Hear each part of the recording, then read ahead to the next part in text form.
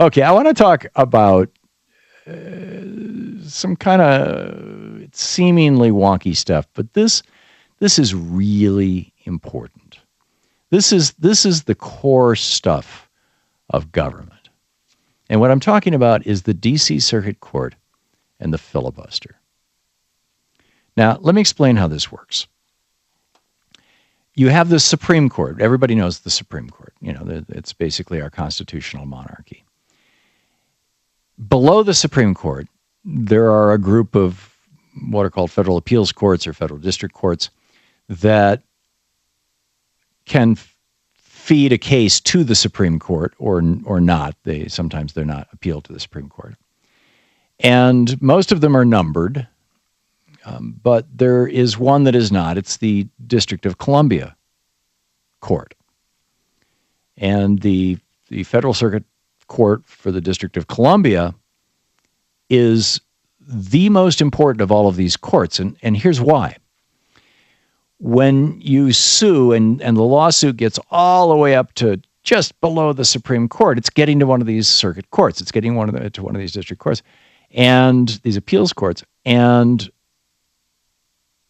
it has to be in the right court. It has to be in the court for that jurisdiction. So if you're dealing with a case that has to do with BP, you'd probably be in whatever, I think it's the third, fourth, fifth, whatever it is, the circuit court down in Louisiana. If you're dealing with a case that happens in California, it'll be the Ninth Circuit.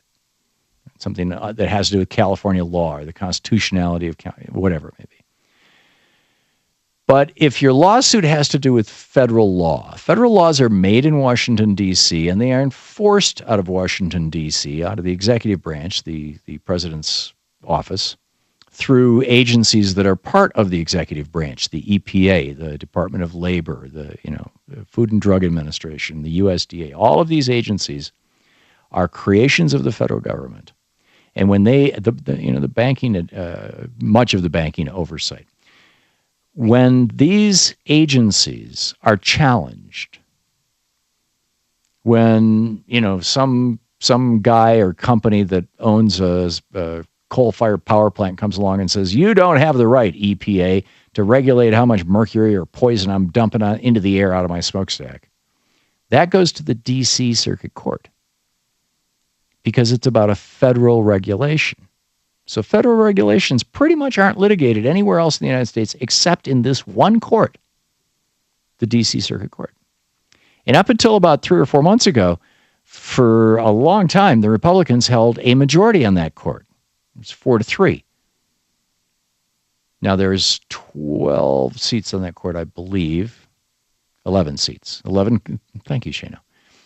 It is wonderful having a guy who's actually a law school graduate as my associate producer who can whisper in my ear from time to time. Thank you. So there's 11 seats on the D.C. court, but only 7 of them were filled. 4 by Democratic appointees. By Republican appointees, 3 by Republican appointees. And a few months ago, President Obama successfully appointed Sri Srinivasan, I believe is how his name is pronounced, to that court. So now it's evenly split, Democratic and Republican. But some of the Democrats are a little conservative, and all of the Republicans are just total right-wing whack jobs. So there's these 3 empty seats. And President Obama has nominated, over the last 3 weeks, Patricia Millett, Nina Pollard, and now Robert Wilkins to this court, to the D.C. court.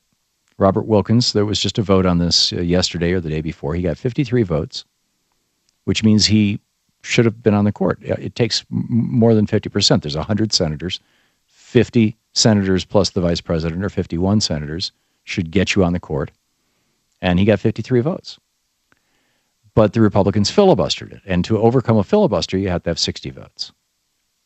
Same thing with Patricia Millett. She passed. She was filibustered. Same thing with Nina Pollard. She passed. She was filibustered. Nobody is questioning the credentials of any of these people. These are highly qualified nominees to the court. Senator Elizabeth Warren said, and I quote, We need to call out these filibusters for what they are: naked attempts to nullify the results of the last presidential election to force us to govern as though President Obama had not won the 2012 election. And then she went on to say, if Republicans continue to filibuster these highly qualified nominees for no reason other than to nullify the president's constitutional authority, then senators not only have the right to change the filibuster rules, senators have the duty to change the filibuster rules. We cannot turn our backs on the Constitution. We cannot abdicate our oath of office. Now, up until very recently, what we're talking about here is something called the nuclear option, which is basically saying, we're going to change, the Senate is going to change its rules. Harry Reid would have to initiate this. The Senate is going to change its rules. And oddly enough, it only takes 51 votes in the Senate to change the rule that allows 40 Republicans to require 60 votes on things. You following me? The filibuster, in other words, the Republicans insisting on 60 votes. And Democrats don't have 60 votes, so that means the Republicans can always stop things. That rule can be changed with 51 votes. The rules of the Senate are subject to a majority. That's in the Constitution.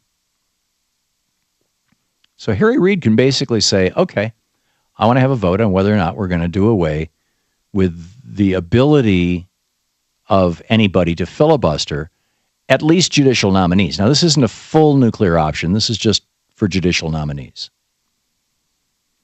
And Dianne Feinstein and many of the other kind of conventional, mainstream, big-name Democrats have been opposed to this up until recently.